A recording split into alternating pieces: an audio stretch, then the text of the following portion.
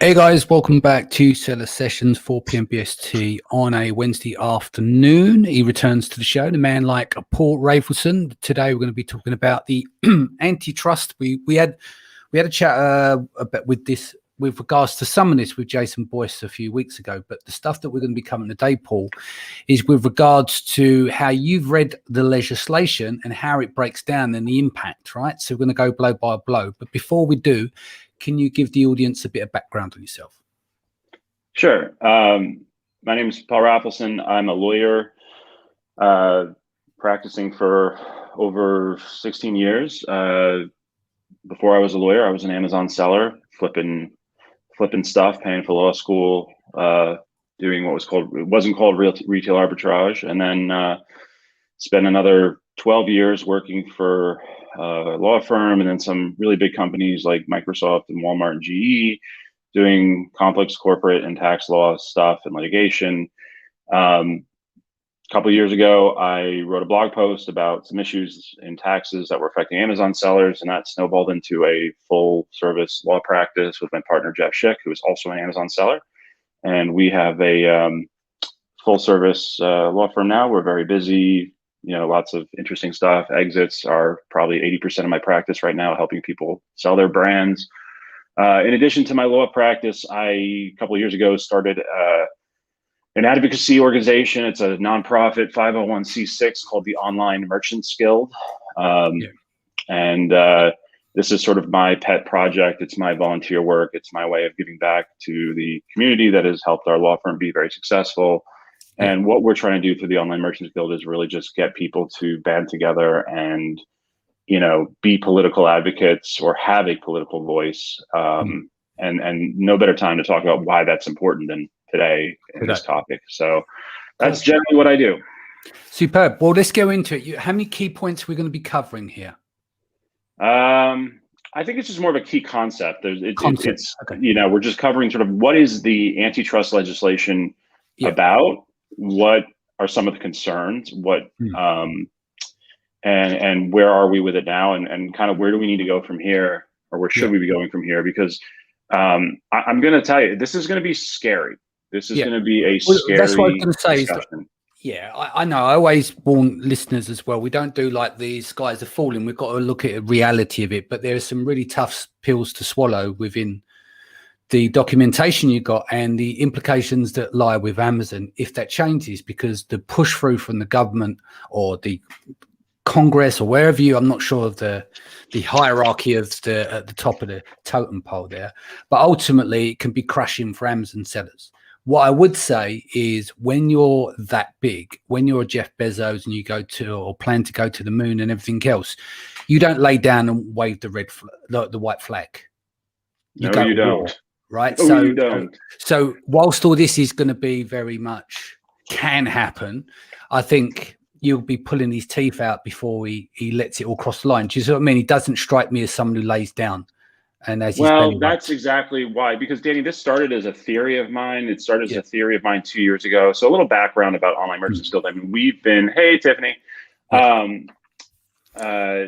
we've been, through my efforts in the Online Merchants Guild, we've been in touch with the Antitrust Committee staff for 2 years. I mean, we've been feeding them information, trying to help them understand, because we're trying to, obviously, like, these are very important decisions being made about our businesses. So we need to have a voice. We need to have a say. So we've been, we're regularly in contact with committee member staff and dealing with these issues and trying to make sure that, things don't go completely, lopsided. But, what we can't do is control the momentum. And there is just momentum in Congress right now to do something. And I'm afraid there's a little bit of a poking the bear here, because what I saw Amazon's strategy as being, as far as 2 years ago, and it seems to be happening. And this latest statement that we'll cover that Amazon put out yesterday kind of confirms the fears. So, definitely trigger warning in this episode.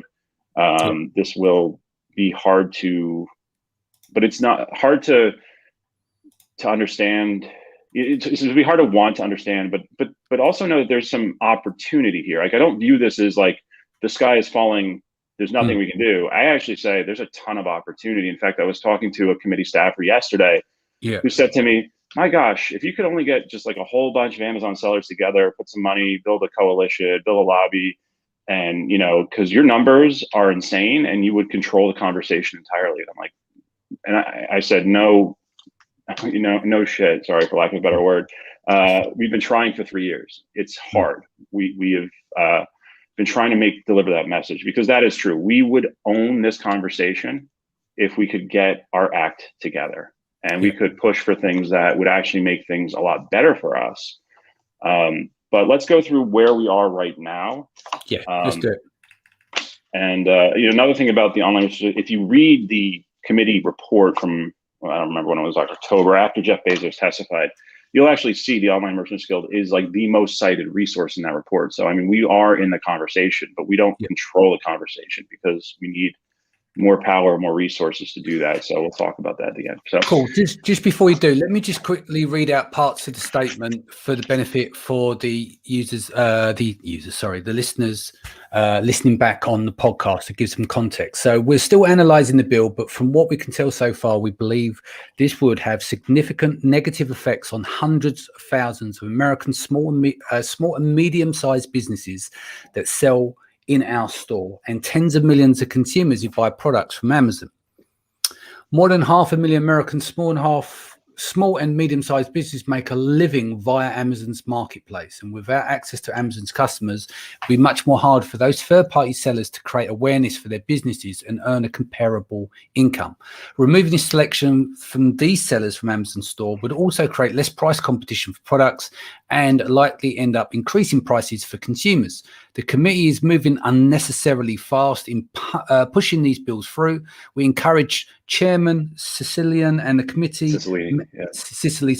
and committee members to slow down, postpone the markup, and thoroughly vet the language in the bills for the unintended negative consequences. That's quite a powerful statement just to drop. That's a threat.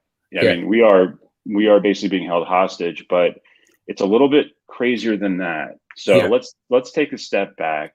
Go on then. So these bills they're a handful of bills. The key bills I'm looking at are, we can put links up, but you know, and the lighting here isn't good. 3825, 3826, which isn't really going to affect us. 3816, 3849, and there's some others. And you can go on congress.gov and you can look up those bills, and let me put links in the comments to all the bills. Paste this in, right? Congress.gov now, How do I can give it to you in private chat, and then you can put it in private, and then I'll paste it across the network. Unfortunately the links didn't go through. I can also can email you the links if you want. Okay. But basically, if you go into the website congress.gov, you punch in those numbers, you can pull these bills right up. The bill that has me the most concerned is the Congresswoman Jayapal's Bill 3825. This is the breakup bill. This is the bill that will attempt to break up Amazon. So what does that mean? The bill starts off by basically saying, you know, it is a violation for an online platform, which they are trying to say Amazon is an online platform. That's the key, and we'll explain why that's important, to basically do things that are for its own benefit, but not just do the things, but have the opportunity to do the things. And it goes on to say anything that could be considered a conflict of interest is basically illegal. So, for example, Amazon being a seller, a 1P, being a seller that competes against other sellers, right? It's unlawful. You cannot own a platform and be a seller on that platform. So Amazon could either stop being a 1P seller, or they can break off the platform from Amazon, which is what they are trying to make happen. They want Amazon to drop the platform. They want to treat the platform as an independent entity that would not be owned by Amazon. So therefore, removing the conflict. Amazon, the store, the 1P would be basically its own company, separately owned, no correlation to So just so for clarity, so if I'm guessing I'm coming at the right angle, if Amazon decides, right, we're not going to sell on our platform no more, we'll just leave it for third party and our vendors, would that make a difference? Is because they will continue to be a seller of their own products and their own brands. That is one of the reasons, because of the level of competition they face being the platform owner and selling on the platform. It's the conflict. Right. But it's not just their own products. I think that's a misconception. I think that's something people aren't fully understanding. It's anything, right? Because, Amazon, it's still over, 40% of the products sold on Amazon are sold by Amazon, right? So it can be anyone that's in a vendor central relationship, right? Like there would be no vendor central, basically. Like Amazon would be, have its own relationships with vendors to sell on the platform, but it would not be the controller of the platform. So it's not just the Amazon products, it's the whole concept of, Amazon as a vendor versus and competing as a vendor against third parties, dominating the buy box on products that other people might be selling, stuff like that. All of that just becomes illegal. Like you cannot even if you say that you don't do those things, you don't compete, you don't give yourself preferential treatment, you can't own it. It just the opportunity to cheat exists, to put it in layman's terms, and therefore, by operation of this law, because that opportunity exists, it's considered what the bill calls a conflict of interest, and basically it forces Amazon to remove conflicts of interest. Now, some people have said, well, maybe that's what they'll do. They'll just stop selling 1P. I don't think that's what's going to happen. I don't think Amazon wants to be broken up. It's like you said, people who go to the moon don't just sit there and take it.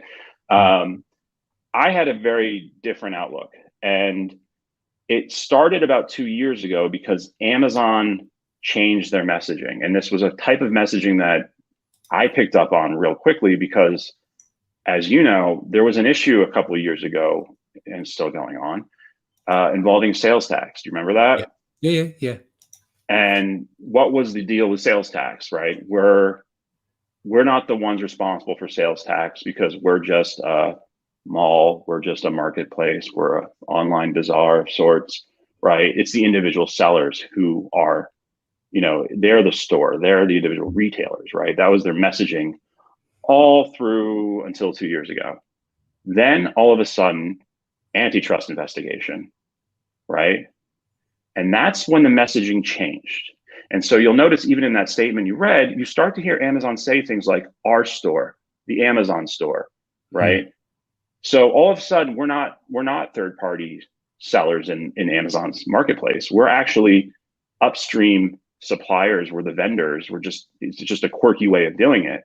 But what they're trying to do, and this has been my point, and this is what I've been ranting on Clubhouse the last 2 weeks since I started reading these bills, because it's like everything that I told the Antitrust Committee 2 years ago and over and over again, it's like this is happening, is that what Amazon's trying to do is they're trying to say this bill is designed to break up online platforms.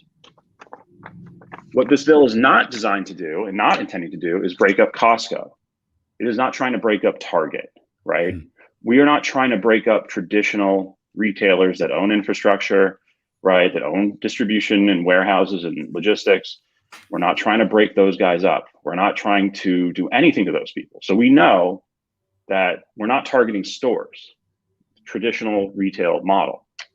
And a lot of the anti-competitive conduct that Amazon has been accused of, if you read through their testimony over the years, including Bezos' statements last year when he was testifying before Congress, you'll notice that they often will say, like any store, we do this, right? So do you compete against sellers using their data? Like any store, we have private label products that compete against. Well, if you remember, he couldn't answer that question. Right, but they say it in other ways. Like so, it's in the text where they say,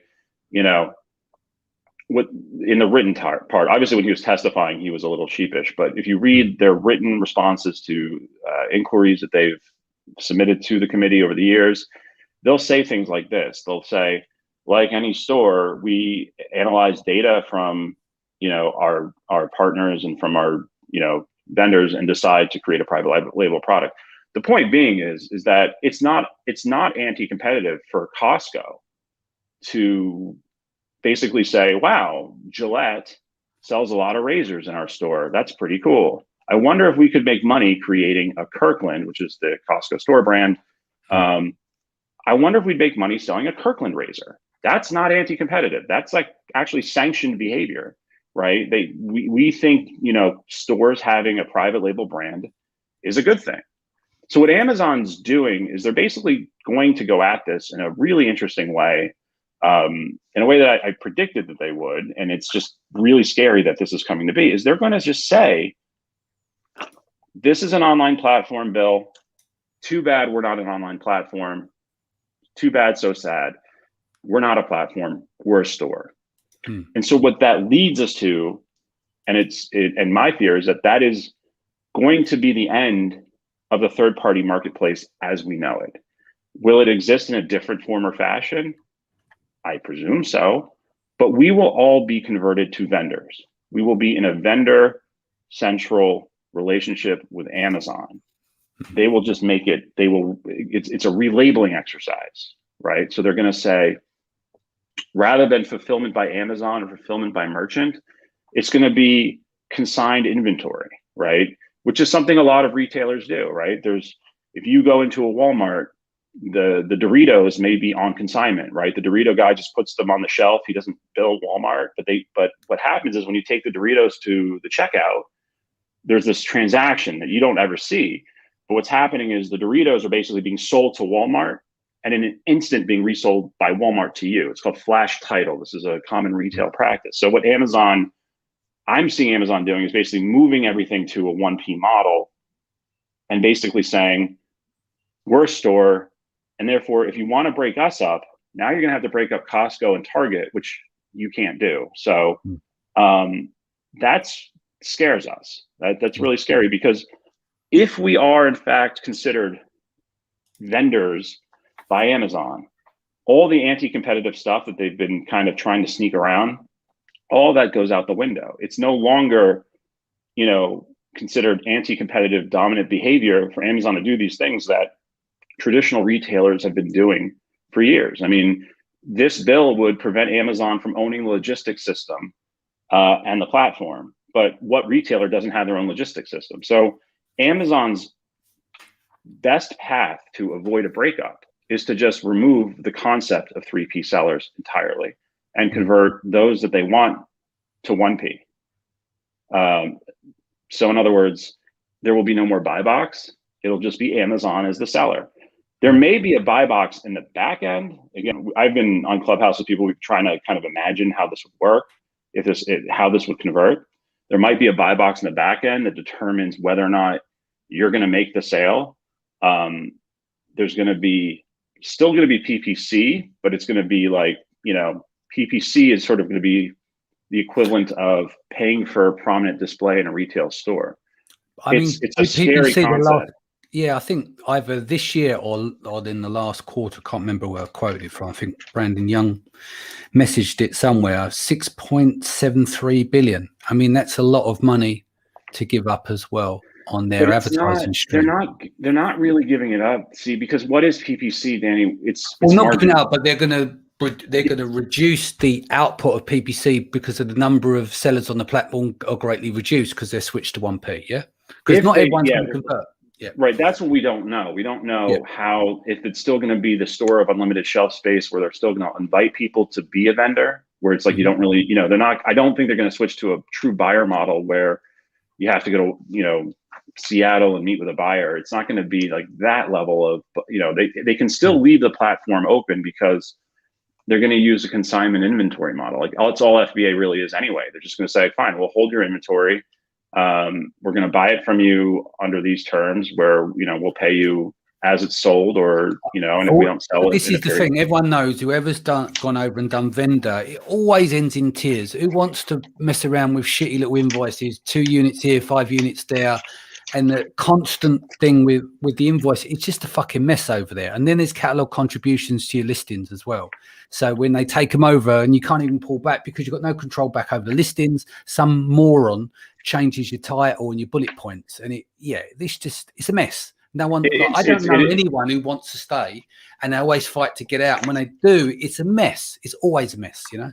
No, I agree. I think there's going to, like I said, there's an element of this that's just going to be pretextual relabeling. It's not real. Yeah. It's going to be like, I think some of 3P, what was the third party marketplace, will continue to exist. It'll just, for legal purposes, so that Amazon can make a clear argument that this bill does not apply to them.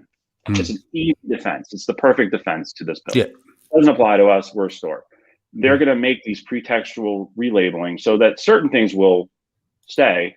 I do think PPC survives because, PPC exists, like PPC is a digital concept of paying for the end cap, right? Like if you want prominent placement, right? If you want your, Universal wants their latest Avengers release to be at the very front of the Walmart, they got to pay Walmart. That's all real estate. That's prominent placement, right? So it would still work in a vendor model. And I believe there is PPC in Vendor Central as well today. So it's not that they would go away, but remember, PPC is margin erosion, right? PPC is another way that Amazon gets our margin, right? It's not a bad thing because it gives us the opportunity to get to a customer in a competitive bidding process.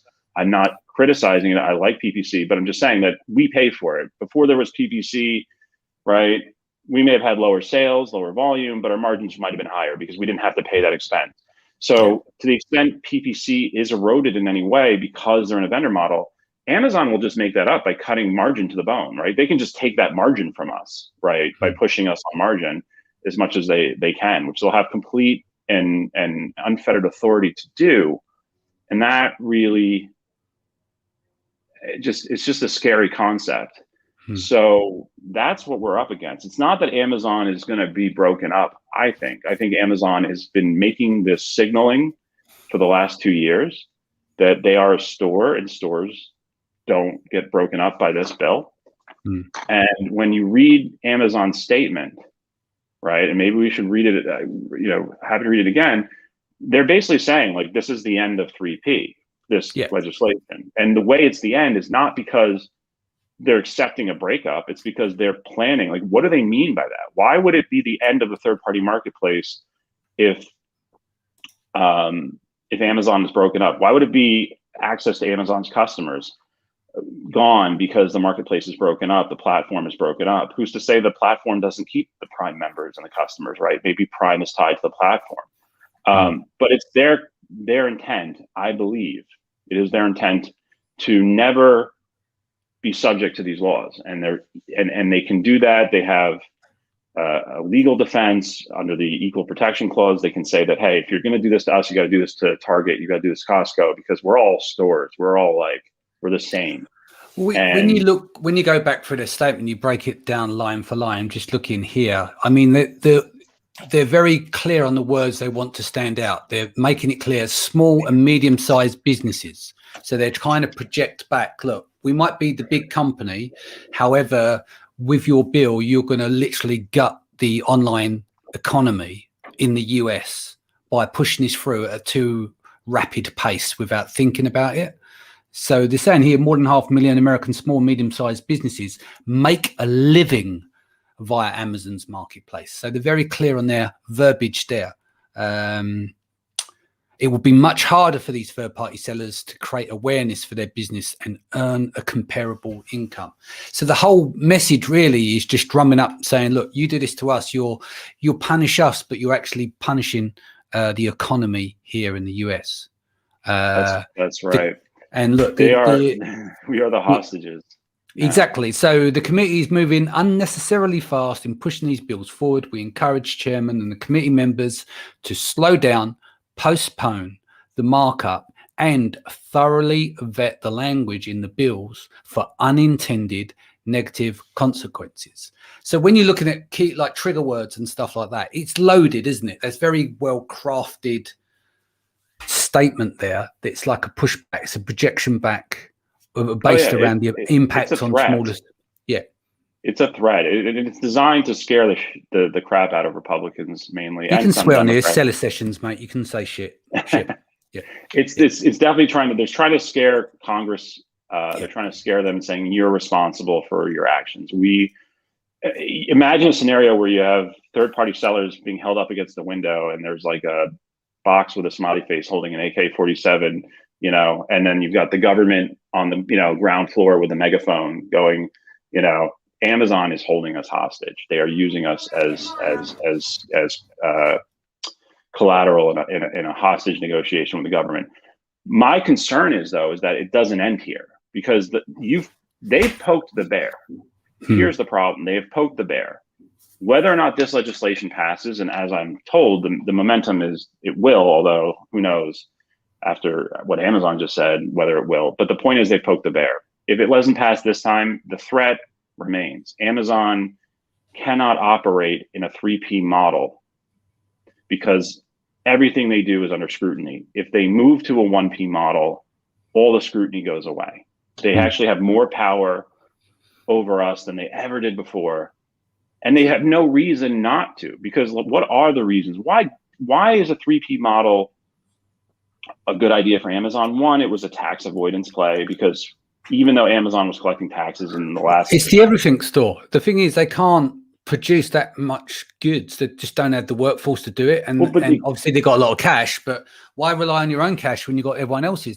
But they can still do that with consigned inventory. So they can still say, hey, consign us your inventory. You can list whatever you want in our store. We'll let you do it. We're the everything store. We're the store of unlimited shelf space. As long as you're willing to put up your inventory and store it in our warehouses, we'll hold it until it sells. And if it doesn't sell, it's just, like I said, it's relabeling. It doesn't, you can still have that. That can still exist in this model, because they don't, unlike Walmart or Target, they don't have shelf space to worry about. They have unlimited page, they can, their catalog can go as big as they want, as long as you're willing to take that risk, which is what we've always been doing anyway. So it doesn't really change that. It's just the way that it works in the back end. The reason why they didn't wanted a third-party marketplace was a couple things. One, if you're going to let anyone and their mother sell on Amazon, there's this thing called liability, right? Like if somebody creates a hoverboard and it's totally dangerous and catches on fire, right? Amazon doesn't want to be responsible for that, right? They didn't want liability, right? They wanted to say, we're just like, it's like it's your risk, because if you're buying hoverboards at flea markets, that's your problem. Like, and it catches on fire, like you should have known. But it's not our problem, because we're just the mall. Like, you don't sue the mall when you buy something in the store and it blows up. You sue the store you bought it from, and that's one of the main reasons. But if you're following that body of law, that's over. The control that Amazon has over that process, the courts are starting to recognize, and there's major cases, California, the Bolger case, there was the Oberdorf case in Pennsylvania before that, that Amazon's excuse that we're just the mall or the marketplace doesn't work anymore. And what we saw in the last, I don't know, month or 2 months ago, is all of a sudden Amazon was actually enforcing their insurance requirements. Do you remember that? Like, all of a sudden, like, we really need to make sure you have insurance, because I go through this all the time. I have a lot of clients that get sued. Well, either they get sued or Amazon gets sued because of a product that gets sold and we have to deal with it. What happens when Amazon gets sued for product liability for a defective product is Amazon immediately goes to you and says, basically, we want you to admit that you're going to indemnify us, which means cover our losses. And 2, we really want to see your insurance policy and make sure that you have one, and get your insurance company involved, and we help our clients with that process. So it happens all the time. Like, this is not an uncommon thing.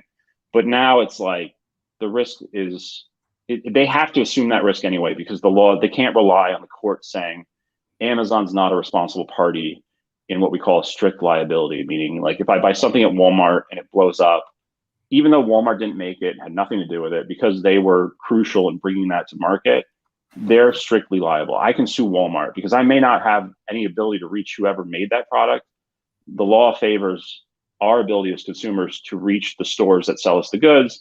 And then if Walmart, they're a big company, they can either shoulder the loss, or they can go after whoever they bought it from to sort of indemnify them. But the point is, me as a consumer, well, the law favors our ability to sue stores, even if the store had nothing to do with the problem.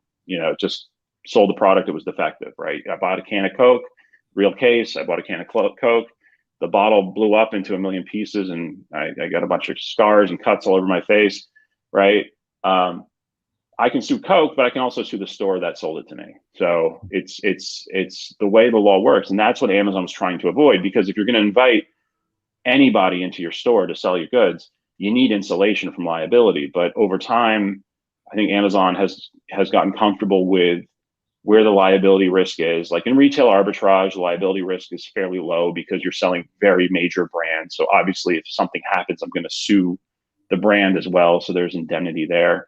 And then with the private label stuff, that's why we're seeing the insurance play, because they're recognizing that that law is gone. So really, the barriers for Amazon from a legal perspective to not embrace a 1P model, like it's all upside for them to do this. And now that we've poked the bear, now that we've said, hey, we're going to do this, Amazon, and maybe they were going to do this anyway, they have no reason not to adopt a store model and say we're a retailer. And that's terrifying to me, because if we're all pushed into a vendor model, or a selection of us are pushed into a vendor model, I mean, all bets are off in terms of, you thought it was bad, now it's going to get much worse. And that scares the crap out of me. There's a comment here. So what should we make of this all? Go to another platform like Shopify, continue on Amazon, hope for the best until the shit hits the fan. I don't think anything changes. Look, we're entrepreneurs. What do? We solve problems. Every time there's a barrier to entry, we break that barrier and we get on with it. So like, I don't want the skies to fall here, but that's what good entrepreneurs do. They solve them problems all the time. I'll give you a quick example. My life is always fucking chaotic. I run from one fire to another. Just last week, we got blocked out of our developer account via Seller Central for the agency. Could literally wipe out the agency overnight. That is like a common thing. But then, they're being silly, so you take care of it. But that's the level that you plan at, with people getting suspended and everything else. I think it's really important. It's like, how do you look at these things? Right. So what you're saying, Paul, is absolutely correct. So what? It moves to 1P.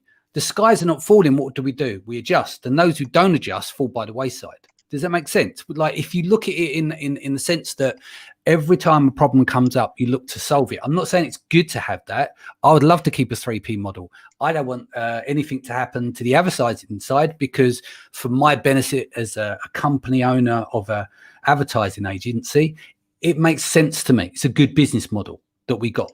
Does that make sense, Paul? But I think everyone who's listening now is that keep the ball on the ground. It's about keeping the ball on the ground, and you make those adjustments. Look how many changes Amazon's made since 2015. The people that done the gold rush, who then fell by the wayside by 2017, right, were the ones who couldn't stand the pace, because they were so used to getting I Love to Review and going through, and it was quite easy to rank back there, and PPC just kicked in, so it was a lot cheaper to do.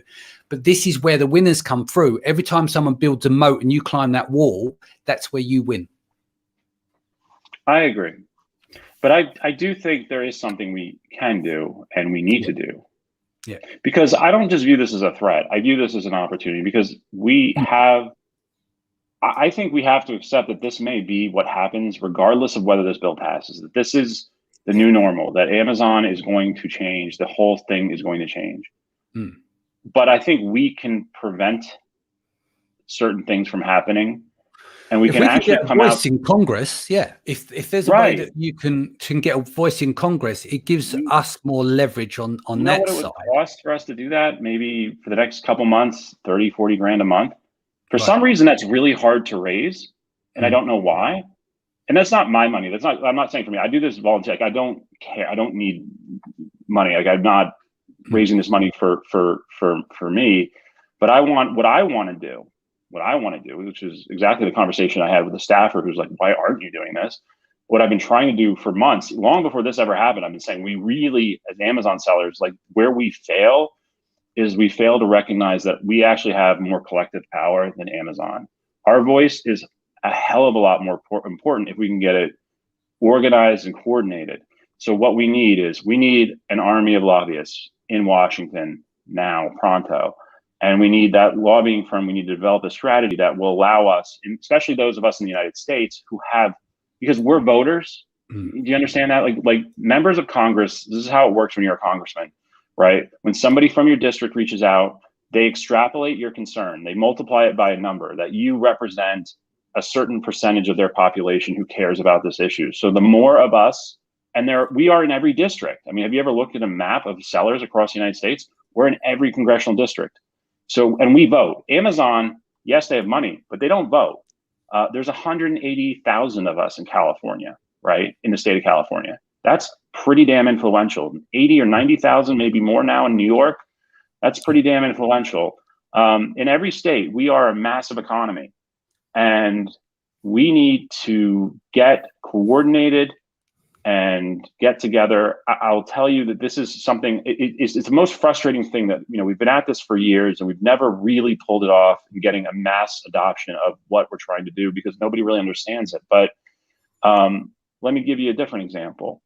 Let's say the state of Massachusetts wants to put a warning label on sugary beverages. It says that sugary beverages can cause cancer or something stupid like that, right? Within about 28 seconds, you will have every beverage company in the world, from Starbucks to Coca-Cola to Pepsi, all singing Kumbaya, working together and funding a coalition with millions and millions of dollars to attack this from a PR perspective, from a political perspective, from a legal perspective in court. Whatever they can do, they will raise that war chest in an instant, and they will all work together. We need to learn how to collectively build this voice. I mean, the online merchants. How much, Paul? How much do you need? What's realistic? I know you said 30, 40 grand a month, but how many months is that? Because that could be $500,000 a year. 6 months. It could be 6 months. It could be a year. I mean, I don't know because this bill is moving at a really fast pace. So I mean, like, we need to get on the ground ASAP. But it shouldn't be hard. I always say, Daniel, I've always been the guy. I'm happy to do the work. I'm always happy to bring we sue the government. We do all these interesting cases on behalf of our community of sellers. We take on issues. What I don't do, because I think I said I'm a micro. I said I don't really consider myself an influencer. If I was, it would be micro. And somebody joked and said maybe nano, and I said you're not wrong. Yeah. I don't have the you know me. You've always offered your platform to share content and just kind of explain the concept. But like, there are a lot of really influential people out there who if I reach out to them, they're going to think they don't know me. They're going to think I have an agenda, a scheme. This is to line my pockets. It really needs to come from you. Like, we need to kind of get together, figure out a way. The key voices in this space need to figure out a way to get us in order. We need that general to basically get the army in line and get us in line. Do you know get us funded? I'll have a chat with a few, but a good place to probably start is the aggregators. It's in their interest for the machine to keep rolling. I agree.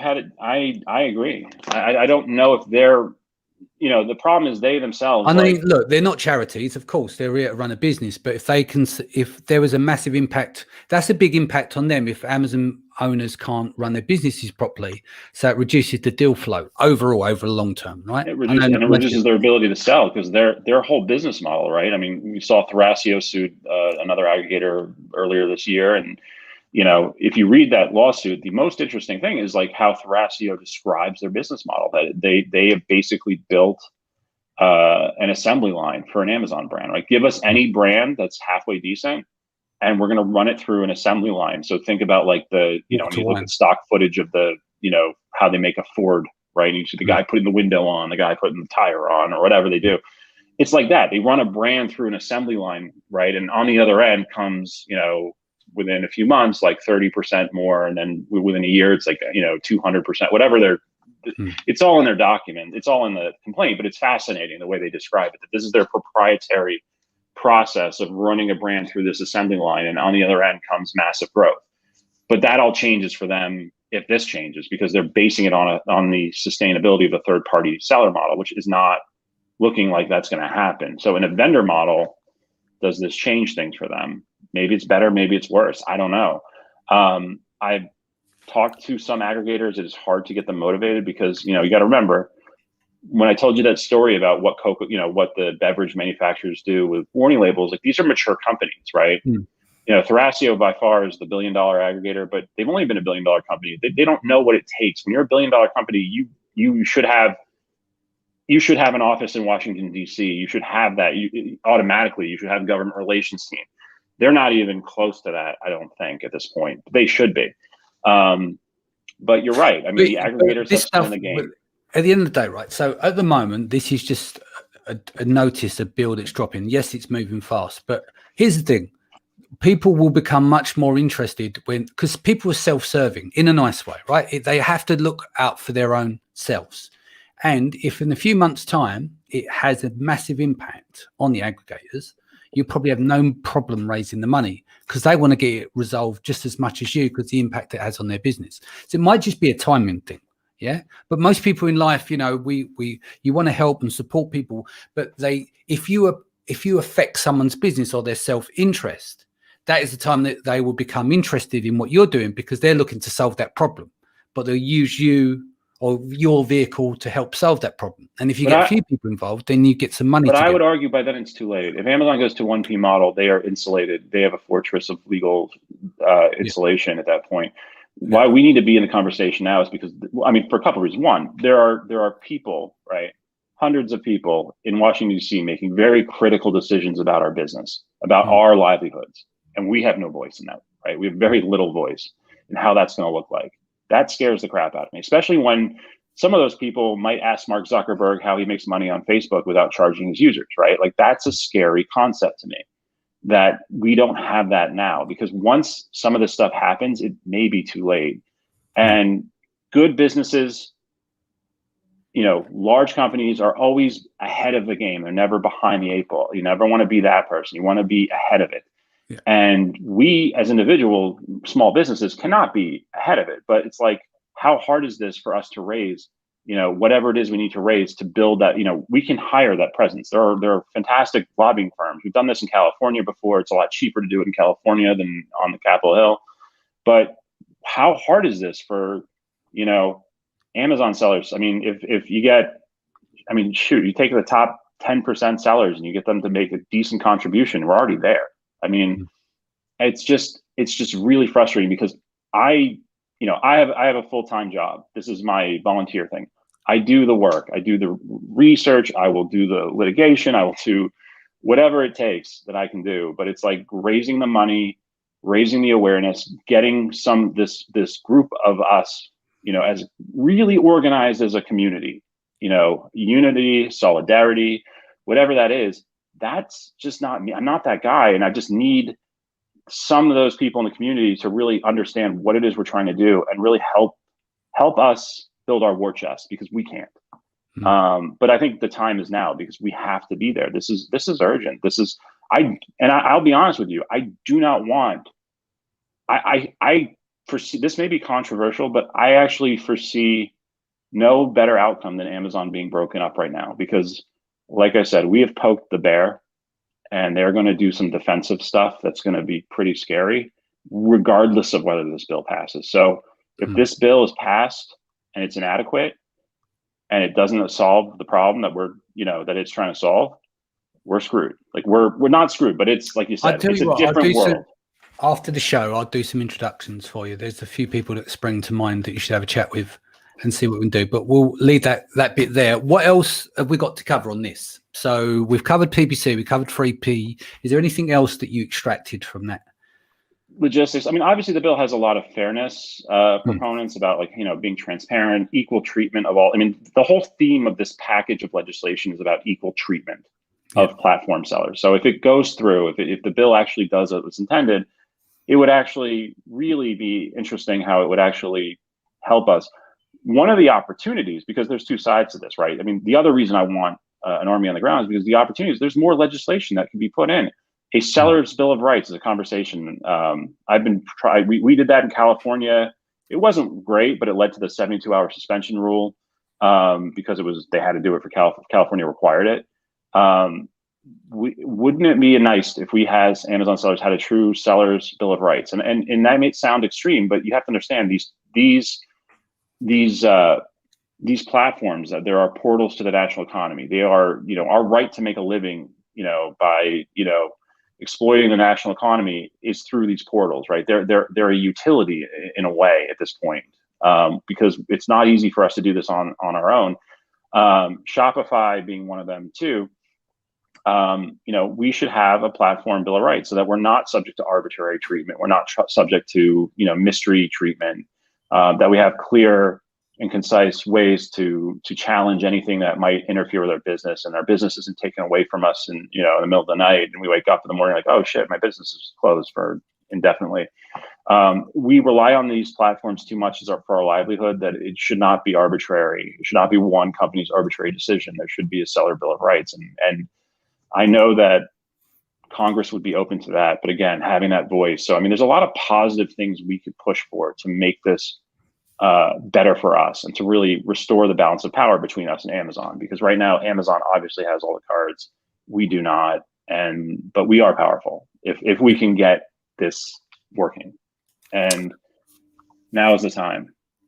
Is there a structure set up that where we sellers can donate to help build the lobbying team? So, Paul, do you want to give the details of what you've got set in place? Yeah, if you go to the website, onlinemerchantsguild.org, we have it's our nonprofit 501c6. It's the vehicle that we use to raise funds to tackle issues.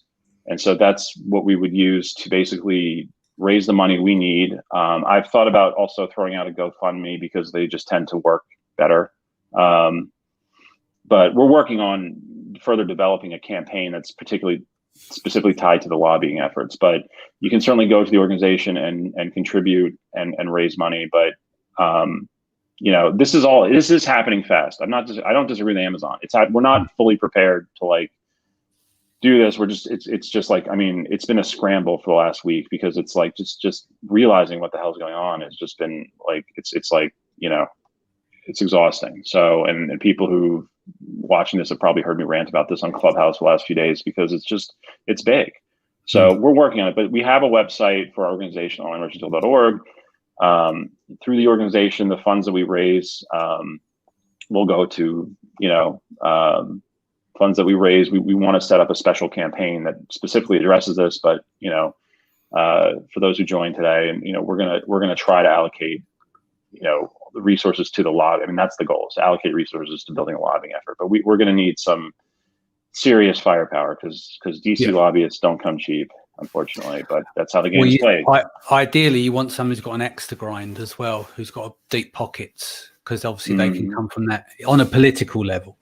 But that's by the by. Key thing is onlinemerchantsguild.org. Go there, make a donation. Anyone got any ideas, fire them over to Paul as well. If you've got any rich uncles and aunties who want to get involved, let them know about that as well. As I said, after the show, I'll do an introduction to a few people, Paul, and see if you can raise some funds that way as well. But anything to cover before we go? We're nearly at the top of the hour. No, I think that's it. I just would say open it up to questions. I think it's a lot to digest. It's not easy to boil down into, bite-sized pieces, but I just, the big picture point is, there are breakup bills on the table, and it's leading us to believe that Amazon may do away with the concept of 3P. And based on the statement Amazon set to the press yesterday, or, their official press release statement in response to this legislation, it seems that it's no longer just me, sort of predicting based on Amazon's messaging. They are actually saying it in their own words. So,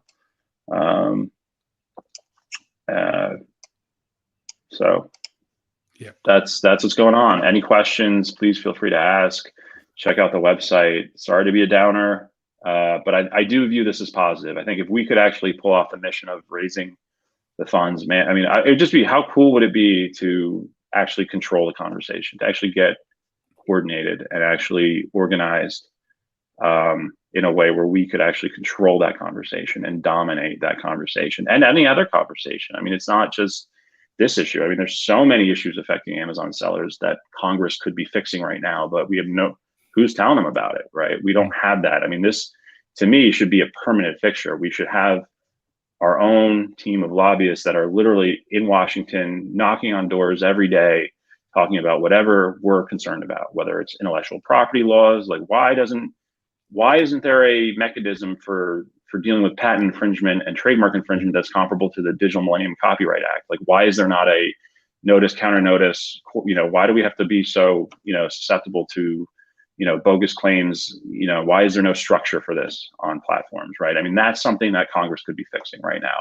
You name it. Why can't I sell something that, just because it's North Face, why am I not allowed to sell it on Amazon if it's brand new? Why do I keep getting these bogus IP complaints that we deal with day in and day out, right? I mean, whatever your issues are, I mean, we're constantly hearing it.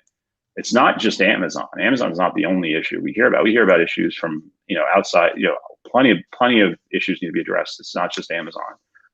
Sometimes the things Amazon does that we hate, I understand why they do it, because they don't want to be liable. They don't want to be in trouble, right? They don't want it. So they have to protect their own interests. You can't blame them for that. But what we could do is address certain laws that would allow Amazon or whomever, to not do those things that we drive us nuts, because they would have cover under the law. So it's not just this issue. It's the whole thing. It's like, we just need to have that lobbying presence in DC. Combined with our collective voting power and our collective voice, it's unstoppable. I mean, it's really fascinating how unstoppable it would be. I don't think people realize that. So let's get to the table. Yeah, sellers need a voice at the table. We need to mobilize. That's from Renner. Right, let's wrap here. Paul, best way people can reach you. Okay, so if you want to reach me about political stuff, about bills, about things that are big picture, not personal to you, Paul at onlinemerchantsguild.org. If you have legal questions, you want to sell your business and talk about what that's going to be, what that experience is like, we do that for free. Paul at ecom.law, Paul at ecom.law. If you're a suspended Amazon account or, things like that, Paul at ecom.law for, personal, please do not email personal legal issues to Online Merchants Guild. Please email it to our law firm, Paul at ecom.law. And, but if you want to talk about the topics we talked about today, or just general advocacy, you can reach me through the Online Merchants Guild. And cool. Sounds good, guys. Thank you for joining us today. I'll be back here next Tuesday and Wednesday. Tomorrow will be Sharon Evan in the chair, and of course, Isabella Hamilton on Monday. Take care of yourself and your family. Much love, and I'll see you again soon. Goodbye.